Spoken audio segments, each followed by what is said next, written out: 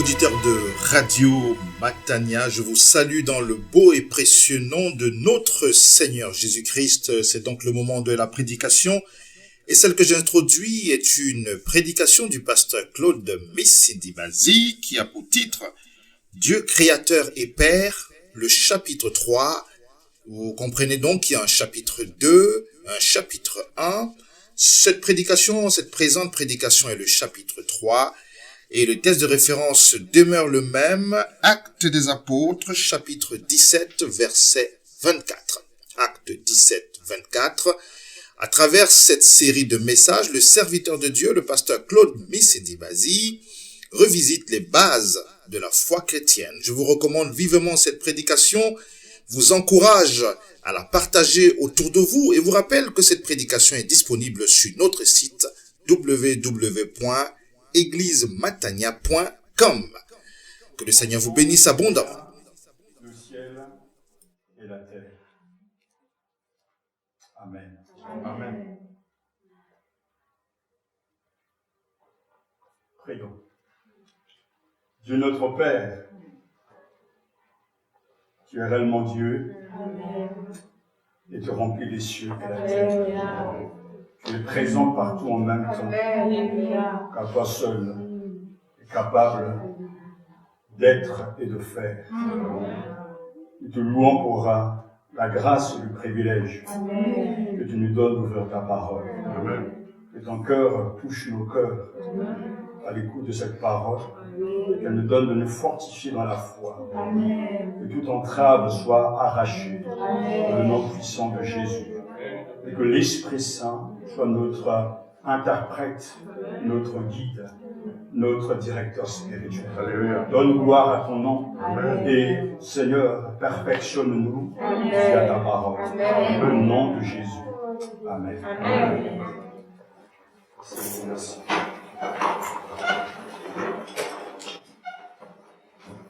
Que doit croire et confesser un chrétien? D'abord, nous devons croire ce que Paul a écrit à Timothée, 2 Timothée chapitre 3, versets 16 à 17. Toute l'écriture est inspirée de Dieu et utile pour enseigner, pour convaincre, pour corriger, pour instruire dans la justice, afin que l'homme de Dieu soit accompli et propre à toute bonne œuvre. Nous devons croire et confesser également, si tu confesses de ta bouche le Seigneur Jésus, et si tu crois dans ton cœur que Dieu l'a ressuscité des morts, tu seras sauvé. Romains chapitre 10, verset 9, et Matthieu chapitre 10, verset 32 nous dit également, c'est Jésus qui nous parle, c'est pourquoi quiconque se déclarera publiquement pour moi, je me déclarerai moi aussi pour lui devant mon Père qui est dans les cieux. Par ces mots, l'apôtre Paul, et ainsi que notre Seigneur, a souligné l'importance de la confession de la foi. Le chrétien, celui qui est né de Dieu, qui a reçu Christ dans son cœur comme Seigneur et Sauveur, croit et confesse l'autorité des Écritures et croit également que Jésus est Seigneur. Il le croit dans son cœur et il croit que Dieu l'a ressuscité d'entre les morts, et on voit bien que le salut est quelque chose de simple. Si tu confesses de ta bouche, le mot confesser veut dire la même chose que Dieu, le Seigneur Jésus, et si tu crois dans ton cœur que Dieu l'a ressuscité des morts, tu seras sauvé. Et dès le début donc, les apôtres ont exprimé dans des formules synthétiques et normatives ce que nous devons croire. De telles expressions donc ont été intégrées dans le credo, et le credo en quelque sorte un abrégé, un sommaire des principales vérités de la foi. Et nous savons que ce symbole est répété dans toutes les églises dites réformées, protestantes, évangéliques et voire catholiques. Donc catholique dans le sens universel, mais catholique aussi en tant qu'église, en tout cas à Rome. Dans ce sens que tous les croyants revendiquent et affirment ces vérités. Ce que je crois et ce que je confesse commence avec le symbole des apôtres. Je crois en Dieu, le Père tout-puissant, créateur du ciel et de la terre. Ça, c'est le premier article, il y en a bien d'autres. Et dans tous nos cours, tous les gens que j'ai formés, que j'ai préparés au baptême, je leur ai fait apprendre par cœur le symbole des apôtres. On sait très bien par expérience que l'on oublie beaucoup de choses. Mais si les gens peuvent être capables d'apprendre le Notre Père, les 10 commandements, ainsi que le symbole des apôtres, et utiliser le catéchisme de Westminster, et ouvrir leur Bible, avoir un cantique avec eux, ils ont en résumé le Pâques de la foi chrétienne. Et c'est pour ça que là, dans ce symbole des apôtres, bien sûr, c'est un condensé des vérités, parce que le premier article pourra nous conduire à rester à parler de Dieu dans plusieurs domaines, car Dieu ne peut pas simplement se définir comme étant Père tout-puissant et créateur du ciel et de la terre. Il est aussi saint, il est aussi juste, il est miséricordieux, et etc. Donc on ne peut pas, en tout cas, aborder toutes ces vérités, mais nous voulons affirmer ici avec force, car notre renouveau, le renouvellement de l'homme intérieur, le renouvellement de l'intelligence passe par une bonne compréhension de ce que la Bible dit et de ce que la Bible affirme. J'espère que tout le monde connaît le symbole des apôtres. Je crois en Dieu, le Père Tout-Puissant, Créateur du ciel et de la terre. Et lorsque j'ai pris le temps de m'arrêter sur ce symbole, je me suis rendu compte qu'en fait, les articles de ce symbole proviennent des actes des apôtres, mais aussi, bien sûr, des évangiles, mais aussi des autres textes. C'est pour ça qu'on retrouve le premier article dans Actes chapitre 17, verset 24, « Le Dieu qui a fait le monde et tout ce qui s'y trouve, lui, le Seigneur du ciel et de la terre. » Ce qui est intéressant, c'est que nous disons, nous confessons, je crois en Dieu, le Père Tout-Puissant, Créateur du ciel et de la terre. L'apôtre Paul est à Athènes. Et nous savons qu'à Athènes, il y a un problème qui est là, que beaucoup de gens sont très religieux, mais le Dieu qu'ils adorent, en tout cas, est très peu connu. La Bible dit que Paul, debout au milieu de l'aréopage, dit athénien, comme on pourra dire aujourd'hui, français, congolais, camerounais, ivoirien, je vous trouve à tout point de vue extrêmement religieux. J'ai regardé la télévision et j'entendais un pasteur du Congo affirmer qu'il y a 95% de chrétiens au Congo. J'ai rigolé. Parce que nous savons bien que l'homme noir est puissamment religieux. Et je suivais dans une autre chaîne des philosophes du Congo de l'autre côté donc du fleuve, et il y avait un débat très soutenu, un débat très intéressant sur l'illusion du pouvoir. Et l'un des philosophes a posé cette question et a interpellé les pasteurs et les théologiens. Il dit, je ne comprends pas, dans notre pays, les gens vont beaucoup à la prière, les gens prient, mais quand ils vont à l'église, ils ont aussi leur gris-gris, leur fétiche, comme une forme de double sécurité. Et il a du mal à comprendre si réellement Dieu est Dieu. Pourquoi Dieu ne suffit-il pas à leur foi? Parce que il donne plusieurs anecdotes. Moi, je vois des gens qui prient avec ferveur. Ils vont à l'église avec ferveur. On les voit tous les dimanches cravatés, en jupe, en robe. Et ils sont sérieux. Mais dès qu'ils sortent de l'église, ils retrouvent leurs objets, leurs statuettes, leurs idoles. Et ainsi donc, on pense que les gens sont profondément chrétiens, mais le chrétien ne peut jamais se définir dans le sens où il a Dieu et d'autres idoles. Il n'y a qu'un seul Dieu que l'on doit adorer, que l'on doit aimer et que l'on doit servir.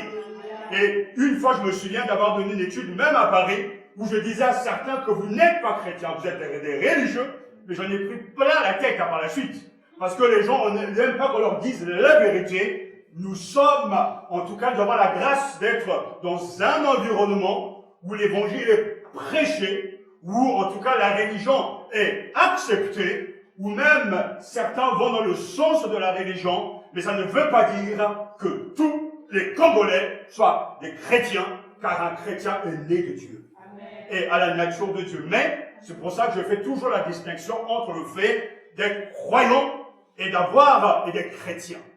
Beaucoup de gens croient en Dieu, et la Bible dit que même, tu crois qu'il y a un seul Dieu, bah tu fais bien. Mais tu n'es pas le seul. Les démons le croient aussi et ils tremblent. Jacques chapitre 2, verset 19. Et je me pose la question si réellement les démons qui savent que Dieu existe et qu'il est vivant, et qui arrivent à trembler, je me pose la question si le croyant réellement tremble devant Dieu. Mais quand, revenons à Athènes, Paul dit à Athéniens, je vous trouve à tout point de vue extrêmement religieux. En effet, en parcourant votre vie et en examinant les objets de votre culte, j'ai même découvert un autel avec cette inscription à un Dieu inconnu. Je suis allé plusieurs fois en Grèce, on a eu l'occasion même avec ma petite famille d'aller à Athènes, et quand on a visité l'un des musées les plus imposants, les plus importants dans cette ville, on était vraiment impressionné, entouré par une présence malsaine. Vous savez, on hérite du passé. Et si on ne détrône pas les faux dieux, quelque chose reste dans le pays. Pourtant, c'est en Égypte que Dieu s'est manifesté. J'étais aussi en Égypte, au Mont Sinaï, mais regardez la situation de l'Égypte. Il y a des endroits en Égypte, c'est pire que Brazzaville. C'est pire que le Cameroun, etc. Parce que les gens sont archi pauvres, mais pourtant, ils ont une histoire, une richesse historique, une culture riche de sens. Mais pourtant, lorsqu'on ne maintient pas et ne garde pas la foi, ce qui est mal revient avec force et détruit tout. Et cette présence, elle est là. Et à Athènes, il y avait beaucoup de religieux, et Paul dit à un Dieu inconnu, celui que vous révérez sans le connaître, c'est celui que je vous annonce. Le Dieu qui a fait le monde et tout ce qui s'y trouve est le Seigneur du ciel et de la terre. Et il n'habite pas dans des temples faits par la main de l'homme. Il n'est pas servi par des mains humaines comme s'il avait besoin de quoi que ce soit, lui qui donne à tous la vie, le souffle et toutes choses. Il a fait en sorte que tous les peuples issus d'un seul homme habitent sur toute la surface de la terre. Et il a déterminé la durée des temps et les limites de leur lieu d'habitation. Il a voulu qu'ils cherchent le Seigneur et qu'ils s'efforcent de le trouver en tâtonnant, bien qu'il ne soit pas loin de chacun de nous. En effet, c'est en lui que nous avons la vie, le mouvement et l'être, comme l'ont dit quelques-uns de vos poètes, nous sommes aussi de sa race. Amen. Amen. Le croyant reconnaît que Dieu est le seul et l'unique créateur du ciel et la terre. Le croyant est appelé à faire preuve de confiance.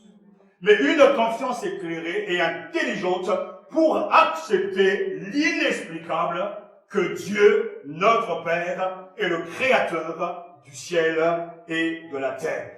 La Bible nous dit que la foi est une façon de posséder ce qu'on espère. C'est un moyen d'être sûr des réalités qu'on ne voit pas. C'est parce qu'ils ont eu cette foi que les hommes des temps passés ont été approuvés par Dieu. Par la foi, écoutez, nous comprenons que l'univers a été harmonieusement organisé par la parole de Dieu et qu'ainsi le monde visible tire son origine de l'invisible. Hébreux chapitre 1, versets 1 à 3. Hébreux chapitre 11, merci, versets 1 à 3. Le verset 3 nous dit que par la foi, nous comprenons que l'univers a été harmonieusement organisé par la parole de Dieu et qu'ainsi le monde visible tire son origine de l'invisible. J'ai fait exprès et je ne peux pas ne pas manquer de reconnaissance à Dieu lorsque on met côte à côte aussi bien Genèse chapitre 1 verset 1, Actes des Apôtres chapitre 17 et Hébreux chapitre 11. Je me souviens et je rends grâce à Dieu en méditant ces quelques textes pour la première fois où j'ai pu lire alors que j'étais plus jeune le livre de Billy Graham, Dieu n'est pas loin. Et dans ce livre, il parlait justement de Actes 17 et pendant que je lisais ce livre, alors que j'étais déjà converti, j'ai commencé à ressentir la présence de Dieu dans mon cœur. Dieu n'est pas loin de ceux qui le cherchent de tout leur cœur. Mais qui aurait cru, alors que je ne connaissais pas ce grand évangéliste, que lorsque je me suis retrouvé donc en Normandie à Rouen, dans notre église avec les jeunes, et il y avait des soirées que l'on organisait autour d'un thème, et à chaque fois on invitait des étudiants, des copains, des camarades, et on projetait un film de l'Institut Billy Graham. Et à chaque fois, ce qui est magnifique, ce qui est fort, c'est que ça partait d'un constat concernant l'univers. Et à la suite, il y avait une conclusion par rapport à la foi. C'est-à-dire, le film pouvait nous parler du papillon, mais à la fin, on terminait avec une réflexion chrétienne concernant le Dieu créateur. Le premier sentiment que j'ai eu quand j'ai lu « Dieu n'est pas loin », et quand j'ai vu ces petits films, ça m'a montré l'importance de comprendre et de croire. Et que la foi n'est pas vide de sens, la foi est une doctrine, la foi est quelque chose de concret, la foi doit se comprendre et la foi doit être définie et il faut argumenter pour amener la personne à croire ce que la Bible dit. Et j'ai beaucoup apprécié ce schéma avec le groupe de jeunes, le fait de toucher l'intelligence, le renouvellement de l'intelligence afin de toucher le cœur. Mais qui aurait cru que quelques années après, je me trouverais à Nogent en train de préparer très jeune avec le groupe à Nogent-sur-Marne à l'Institut biblique la campagne d'évangélisation avec Billy Graham à Bercy. Et je me souviens parce que je rends grâce à Dieu, j'ai tout simplement pour montrer que je crois en Dieu le Père Tout-Puissant. Et quand Dieu Tout-Puissant agit, vous vivez des choses inhabituelles. Et après des mois de travail de préparation de cette campagne, je me souviens comme hier, Billy Graham, ce grand évangéliste, sans doute l'un des plus grands évangélistes de tous les temps, arrivé à Nogent pour nous saluer, nous remercier, et bien sûr j'ai pris ma petite photo. Rencontrer ce grand évangéliste comme un prêtre qui rencontre le pape, comme un chrétien catholique qui rencontre le pape, c'est un privilège. Mais le privilège va beaucoup plus loin, il a parlé avec moi, mon anglais n'était pas terrible, mais il a voulu comprendre, savoir d'où je venais, et je trouvais là quelque chose de tellement magnifique. Et surtout quand la campagne a commencé, on le voit prêcher. Et le soir, le premier soir à Bercy, et pour la première fois dans l'histoire de ce pays, la plus grande campagne d'évangélisation a eu lieu. À Bercy, pendant plusieurs jours, une semaine. Et je me souviens ce soir-là, Billy Graham simplement il annonce l'évangile et il appelle des hommes et des femmes à donner leur vie à Jésus. J'ai vu des centaines d'hommes et des femmes, de jeunes gens et des jeunes filles descendre pour recevoir Jésus-Christ comme leur sauveur et Seigneur. Je crois en Dieu le Père Tout-Puissant. Et Billy Graham a été confronté lui-même au moment où je parle la fois, pourquoi je donne cette anecdote, parce que il expliquait beaucoup plus tôt qu'il ne voyait pas le résultat dans ses campagnes jusqu'au jour où il a accepté de croire que la Bible est la parole de Dieu et de ne pas en tout cas, disséquer et chercher l'incompréhensible, parce que ce que Dieu dit est la vérité. Ce que je suis en train d'affirmer ce matin, qui est très important, c'est par la foi que nous comprenons que le monde a été formé par la parole de Dieu. Ces paroles renferment un des principes, des fondamentaux de la vie chrétienne. Le monde dit, voir, c'est croire. Dieu dit, croire, c'est voir. C'est pas la même chose. Et tout à l'heure, le frère a été bien inspiré avec le premier cantique que nous avons chanté. Je te dis que si tu crois, tu verras la gloire de Dieu. Et c'est Jésus qui le dit à Marthe, je te dis, si tu crois, tu verras la gloire de Dieu. N'ai-je pas dit que si tu crois, tu verras la gloire de Dieu? Le monde dit, voir, c'est croire. La Bible dit, croire c'est voir. Ainsi, nous voyons via les yeux de la foi. Et ce que le premier article de Sermon des Apôtres affirme avec force, je crois en Dieu, le Père Tout-Puissant, Créateur du ciel et de la terre. C'est par la foi que nous reconnaissons que l'univers a été formé par la parole de Dieu. La foi en Dieu explique l'inexplicable. C'est parce que nous avons foi en Dieu que nous comprenons l'inexplicable. La foi donne du sens à nos vies dans ce monde.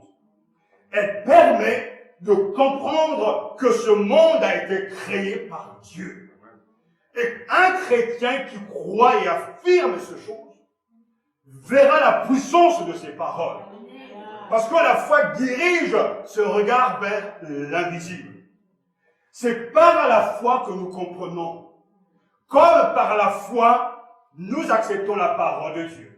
Je ne veux pas m'attarder sur le fait de ce verbe comprendre, parce que, avec le temps entre guillemets, il y a des gens qui entendent la parole tout le temps. Nous avons le privilège dans cette assemblée d'écouter constamment la parole, et je dirais même avec beaucoup d'humilité, nous avons la richesse, l'héritage, la richesse de la parole.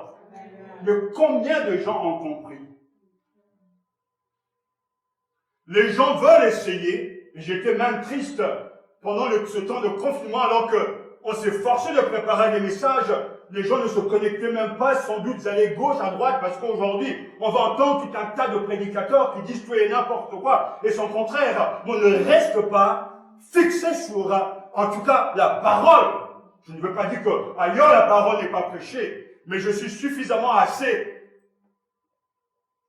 expérimenté pour me rendre compte que la vérité n'est pas toujours prêchée partout de la même façon.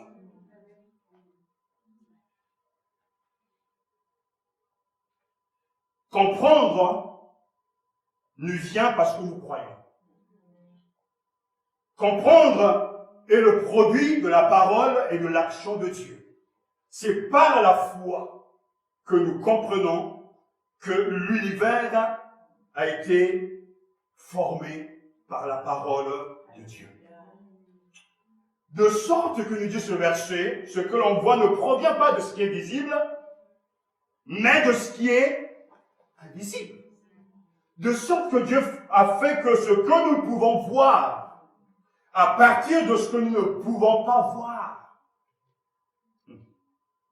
La création du monde, objet de toute première révélation divine, démontre la puissance, l'autorité de Dieu. C'est une démonstration de l'invisible. Elle révèle Dieu. Et on le verra à la fin que la création prêche la gloire et la puissance de Dieu. Par la foi, ou à cause de la foi, nous avons une intelligence du monde de son origine.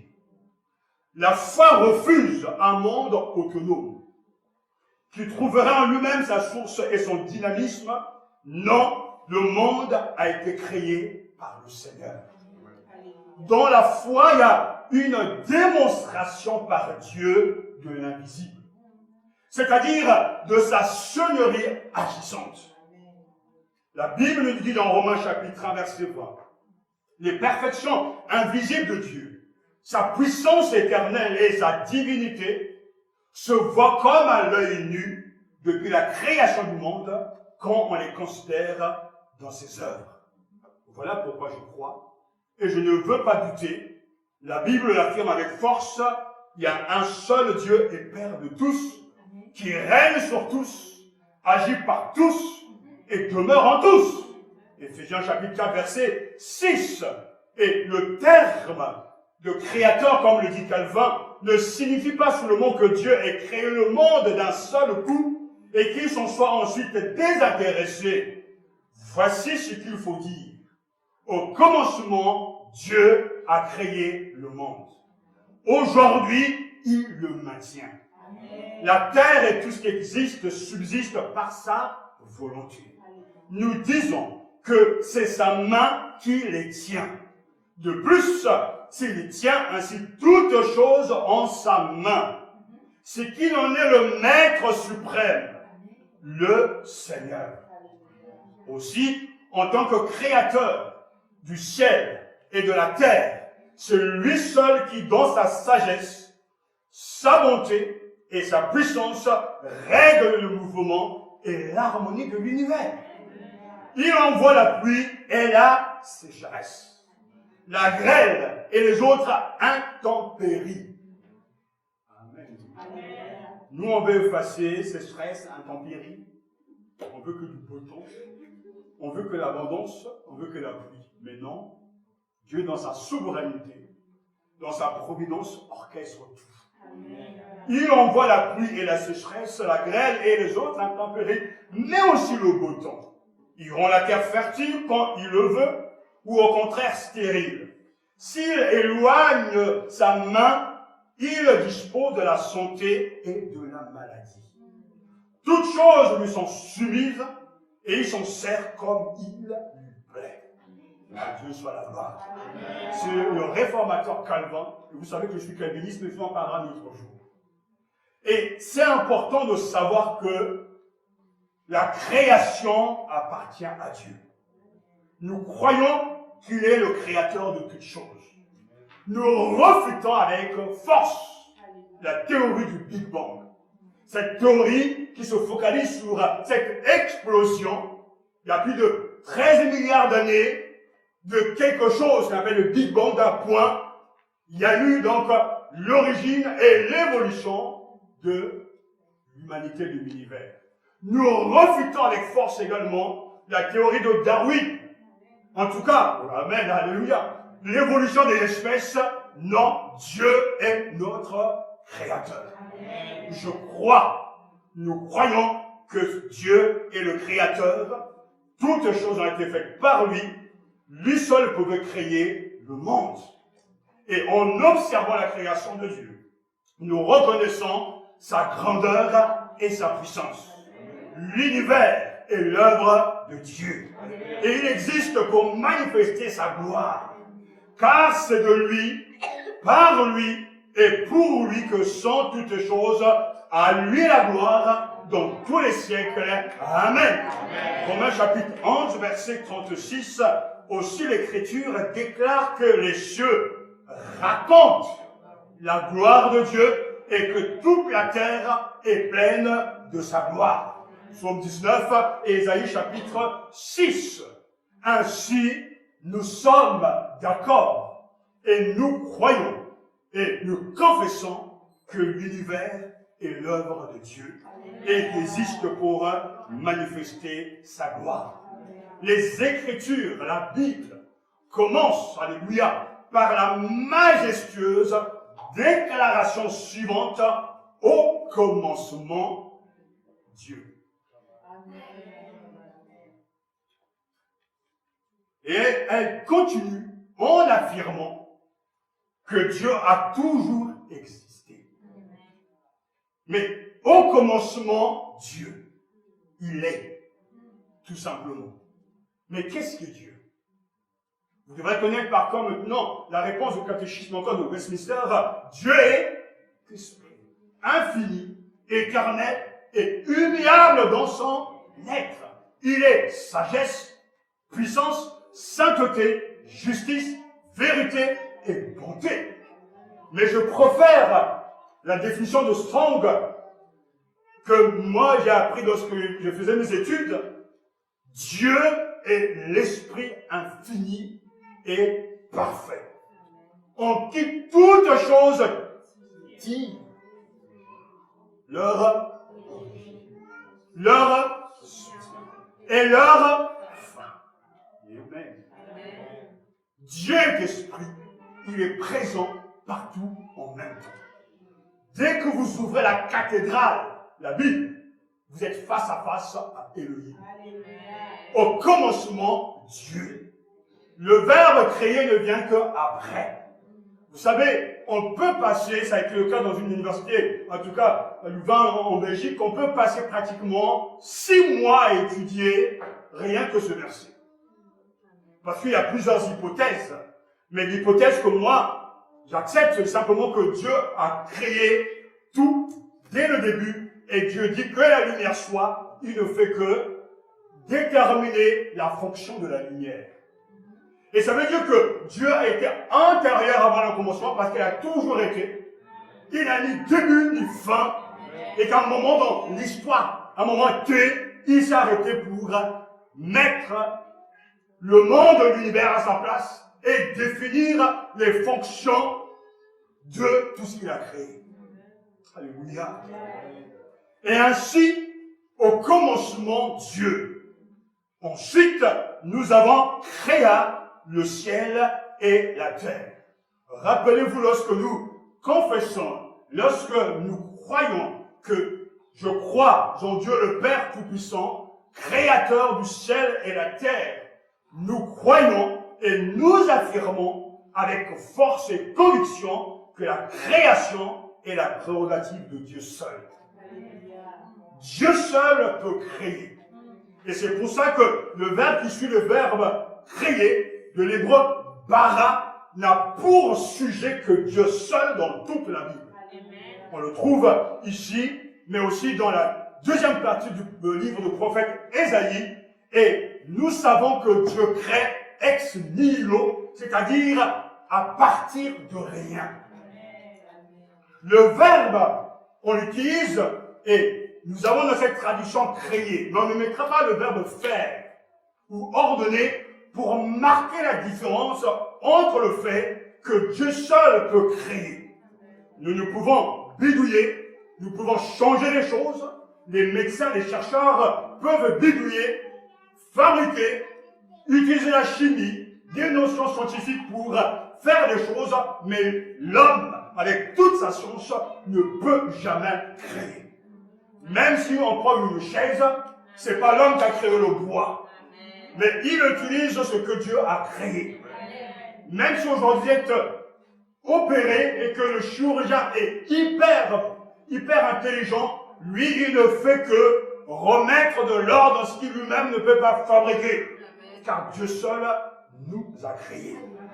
Alléluia. Dieu crée par la parole. Il crée en parlant.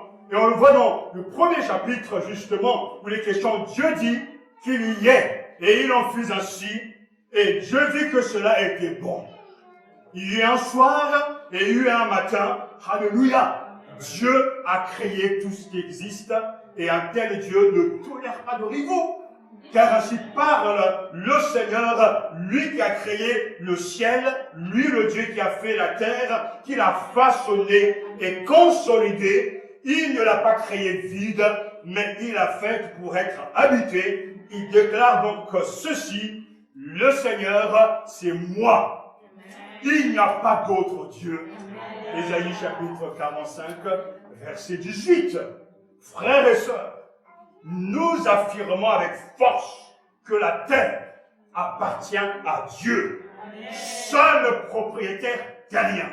Nous sommes tous dans ce monde des locataires de Dieu. C'est une résidence privée, elle ne nous appartient pas. Je crois en Dieu, le Père Tout-Puissant, Créateur. Dieu le Créateur, toutes choses ont été faites par lui. Dieu a fait en sorte que notre monde fonctionne dans le temps. Dieu a mis de l'ordre dans notre monde. Et lorsqu'on observe, malgré que le péché soit entré dans le monde, nous savons et nous reconnaissons la grandeur de Dieu. Dieu le maître et l'auteur du temps, le soleil, la lune et les étoiles, nous croyons donc que Dieu dirige notre monde. Et l'homme est si petit. Quand j'étais plus jeune, j'ai collectionné la revue Science et Vie, dont je vous parlais tout à l'heure, et chaque semaine, je continue toujours à m'informer, à faire en tout cas un classeur de l'actualité. Et là, par rapport à la conquête du grand espace Chancellerie a écrit que 96%, le pourcentage de l'inconnu dans l'univers. Je pourrais même parler donc de exoplanètes, du temps qu'il faut pour envoyer une fusée de l'autre côté. C'est-à-dire que l'univers nous dépasse. 96% de ce que l'homme ne connaît pas encore. Et aujourd'hui, on voit bien que c'est Mars qui nous intéresse. Mais pour le temps d'y arriver, vous et moi, on sera déjà parti. Et peut-être que lui sera déjà revenu.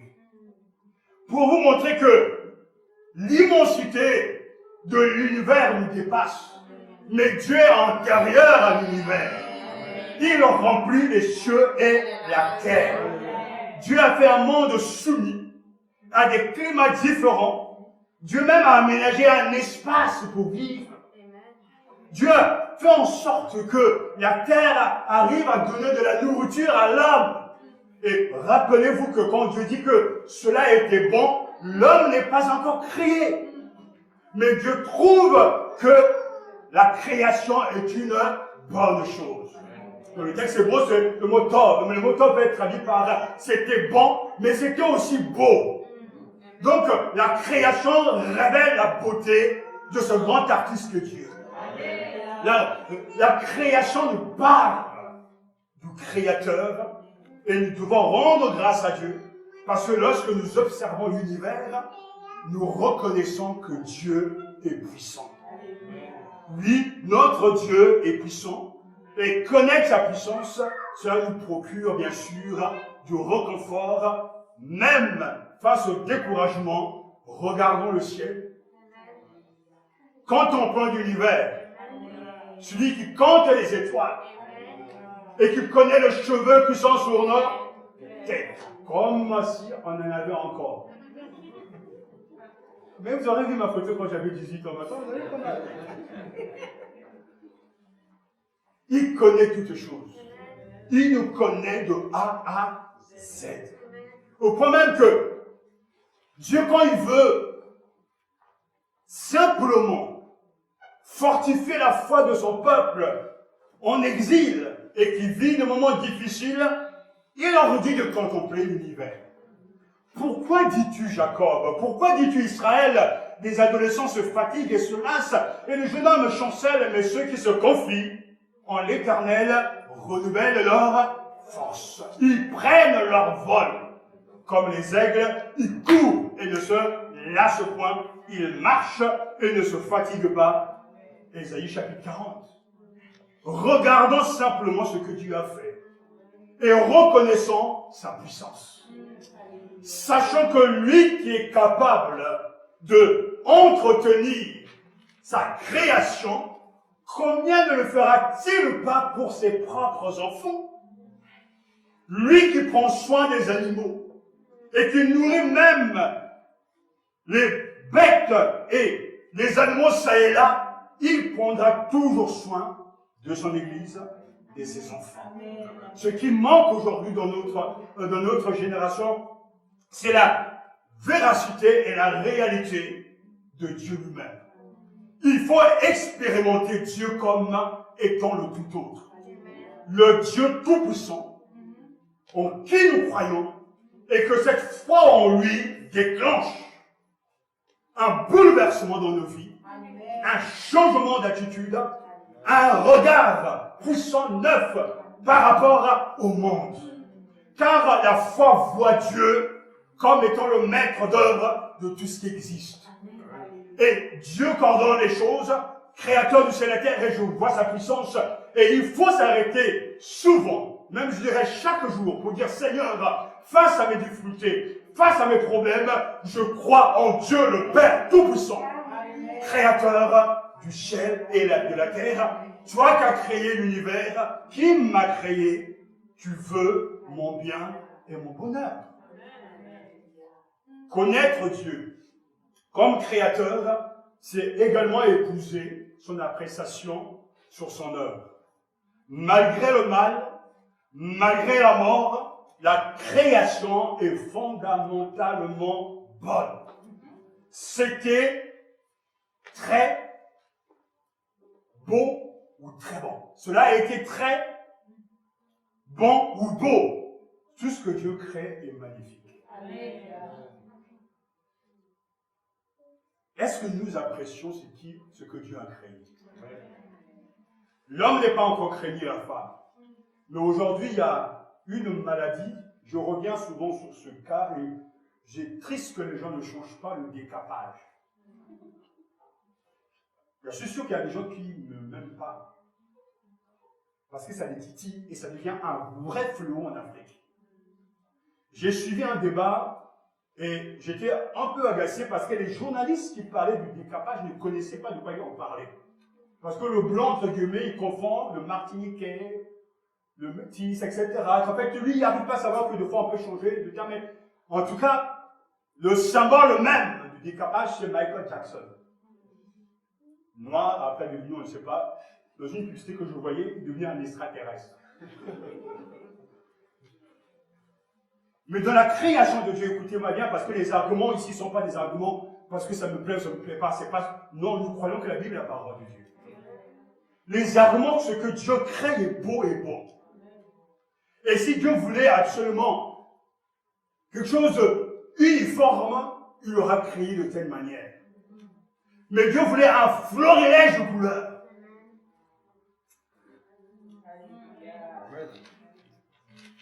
Et quand on arrive à se décaper, à changer parce qu'on n'est pas dans l'acceptation de ce que Dieu nous a donné, il y a un problème spirituel.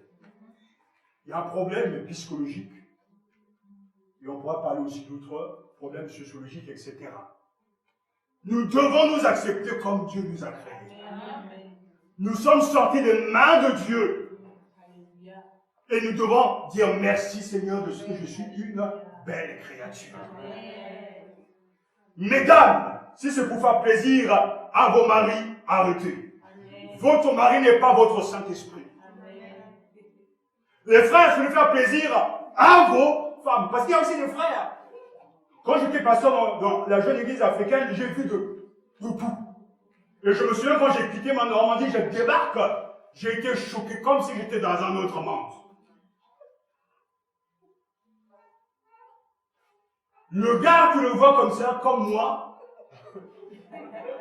2 ans après ou un mois, 1 an après, il est tout jaune. Mais qu'est-ce qui s'est passé? Au début, je ne connaissais pas ce phénomène-là. Parce que comme j'ai grandi ici, j'avais 8 ans quand je suis arrivé, donc je n'avais pas trop vécu ça, quoi. Mais je me rends compte, mais qu'est-ce que c'est cette histoire-là? Etc. C'est devenu, au départ, les gens se cachaient. C'était très en vogue aux États-Unis. Après, ça arrivait en Afrique, toute l'Afrique centrale, de 2 côtés. Et je voyais même un des anciens leaders de louange et dirigeant de la chorale, il était d'abord, comme moi, tout d'un coup, c'était rouge. Et là, c'était noir. Mais entre-temps, la science a évolué. Quand nous sommes partis au Togo, on a appris que maintenant, ils se piquent quand même.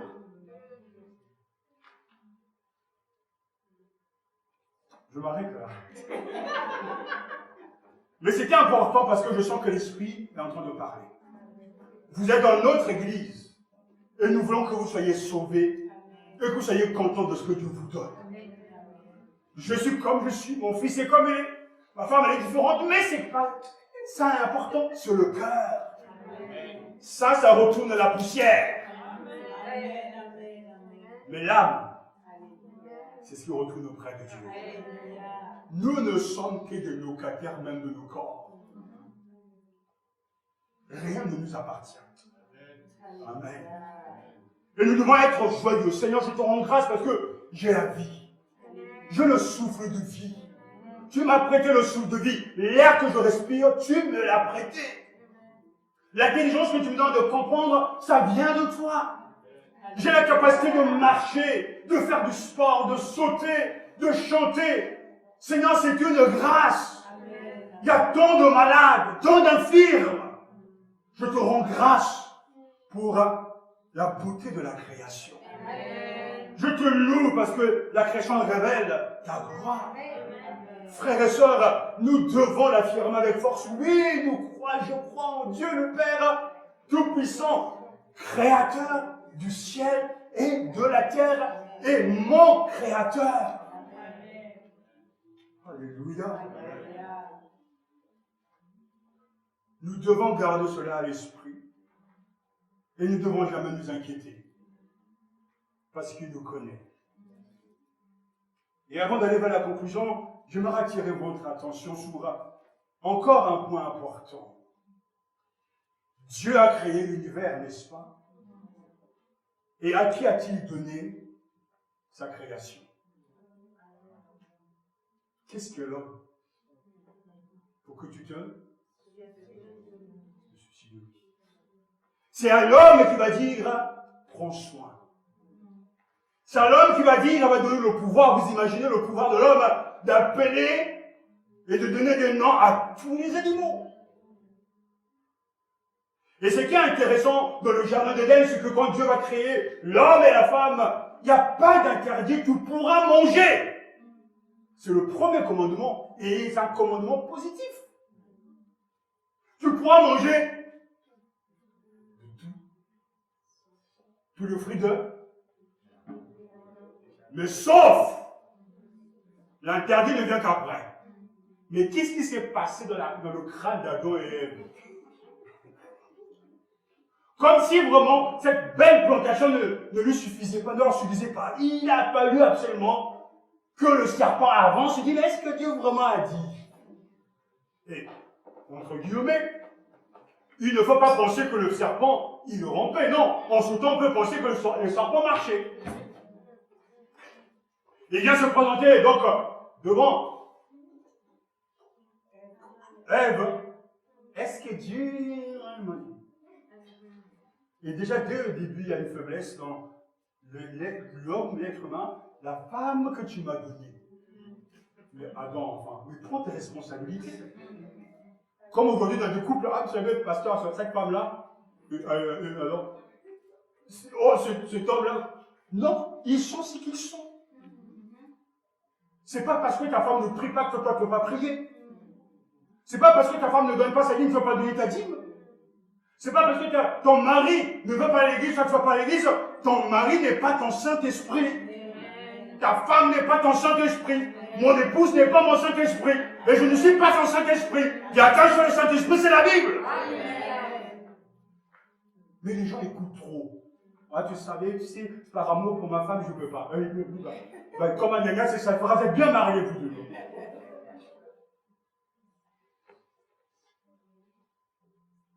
Dès le début, il y a un commandement possible, tu mangeras. Mais pourtant, ils n'ont pas écouté. Et quand Dieu va déclarer que cela est bon, ça veut dire que quand Dieu va planter les arbres, mais lui-même déclare son jugement à l'égard de sa propre création, cela est bon ou beau. Donc, à chaque fois qu'on va couper un arbre, si c'est pour construire des maisons, ça passe. Mais si c'est parce que tu as le diki, c'est-à-dire la colère, c'est quelqu'un qui parlait comme ça, et que tu vas dans la forêt pour casser tous les arbres, tu es en train de t'opposer à ce qui n'est pas utile. Un chrétien est un écologiste. Dieu lui dit de prendre soin de sa création. Et en étudiant ce texte, je me suis rendu compte que cette responsabilité que Dieu nous a donnée, nous ne l'acceptons pas.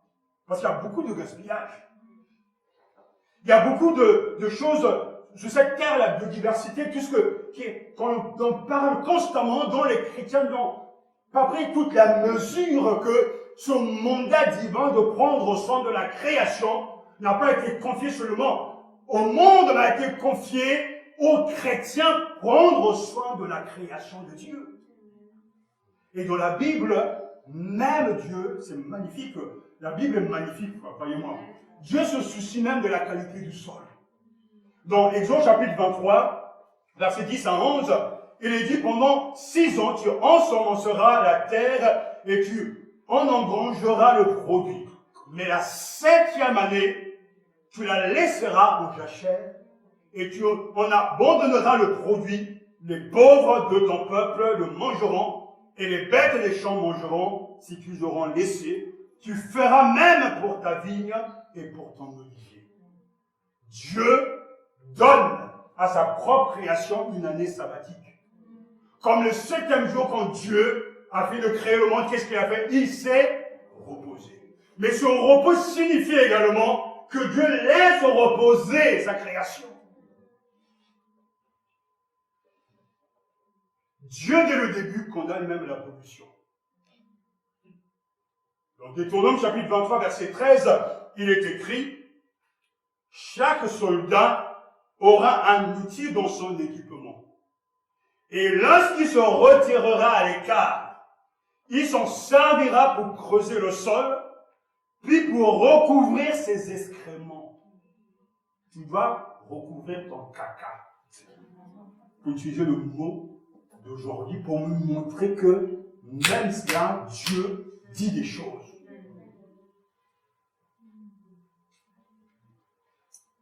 Est-ce que tout le monde a entendu ça? Tu dois partir avec un outil, ton équipement, et lorsqu'il se retire à l'écart, il s'en servira pour creuser le sol, puis pour recouvrir ses excréments.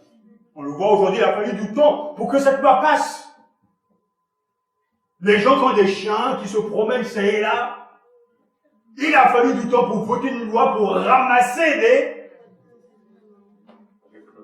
crottes de chiens. Et certains ne le font pas.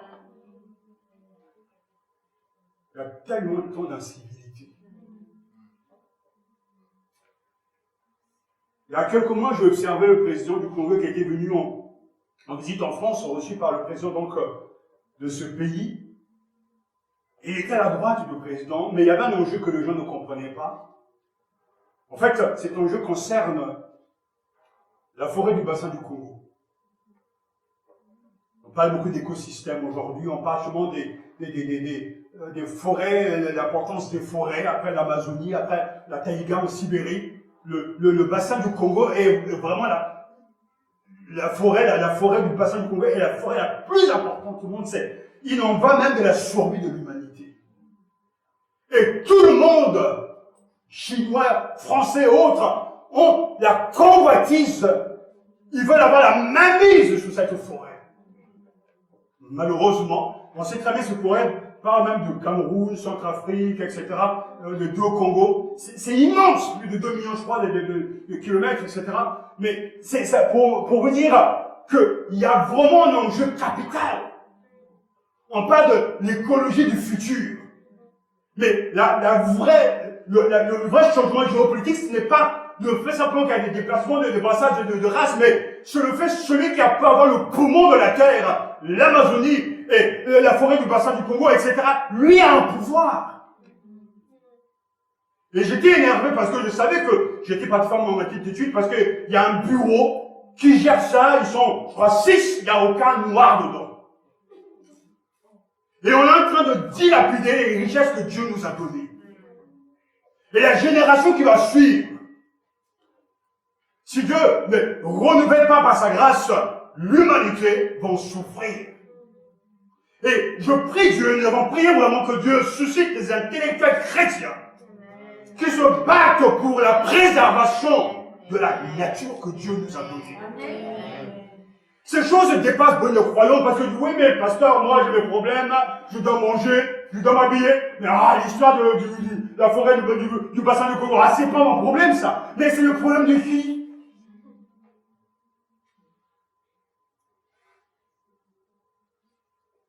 Je prends là, vous donnez 10 millions à un blanc, il va donner 9 millions pour la préservation de la nature.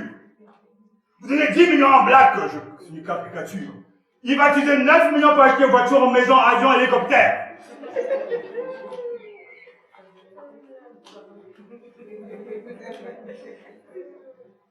Il ne va même pas penser un seul instant de donner cet argent pour la préservation de la nature. J'ai appris pendant le découvrement que, en fait, l'Église catholique recevait beaucoup de legs, beaucoup de dons. Les gens, quand ils se préparent à laisser leur argent à l'Église. Mais chez nous, non, moi je meurs à l'Église. Les parents, les grands-parents, il n'y a rien, moi, par des cousins que tu ne connais pas, il n'y a rien. Des gens même imaginaires vont débarquer. Et comme nous aimons trop les choses matérielles, on ne voit pas l'importance de tout le reste. Si on propose une rencontre avec des délivrances, ça sera plein ici.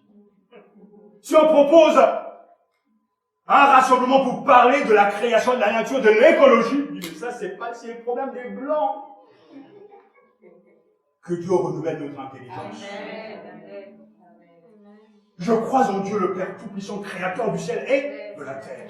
C'est à moi qu'il a confié ce mandat, comme à vous. En prêchant l'évangile, préservant la nature.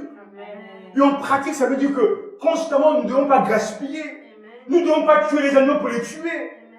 Toutes les semaines, je vais toujours dans la forêt, j'aime la nature. Et j'y prends plaisir, c'est là où je trouve mon inspiration. Et des fois, je suis là, je cours, et je regarde, je pleure. Surtout hier, j'étais en train de courir, après il y avait ce chant gloire, je pleurais de joie. Et les autres joggeurs ne m'ont pas dit, mais lui est vraiment heureux de courir. Non, je loue Dieu. Mais quand je cours, je vois des fois l'un des astres qui passe, j'enjambe. Mais le salive va dire, j'écrase. Mais qu'est-ce qu'il t'a fait? Quand une mouche rentre dans la maison, on cherche à faire sortir la mouche au lieu de tuer. Laissez elle-même se promener. Dieu a tout créé pour un but. Et on passe son temps à casser, tuer. Et on voit bien que même dans les films des serial killers, ils commencent toujours par disséquer les animaux. Vous avez eu le cours de biologie, on nous apprend à disséquer les animaux. On commence à tordre l'oreille du rat, de la souris. Après, ça devient carrément le bras, l'autre dit, etc. Nous devons aimer la nature. Amen. Parce que Dieu a créé toutes choses. Frères et sœurs, c'est tellement important de savoir que tout ce qui est créé répondra au Créateur par la louange. Et souvenez-vous, alors on parle de cette écologie, c'est tellement important que Apocalypse chapitre 11, verset 18, alors que la terre soupire même, dit aux Romains, après une libération, Dieu a réservé un sort pour ceux qui détruisent la terre. Apocalypse chapitre 11, verset 18, les nations se sont soulevées avec fureur, mais maintenant c'est la fureur qui se manifeste. Le moment du jugement des morts est arrivé, le moment où tu vas récompenser tes serviteurs, les prophètes, et tous ceux qui t'appartiennent et te respectent, grands ou petits, c'est le moment de la destruction pour ceux qui détruisent la terre.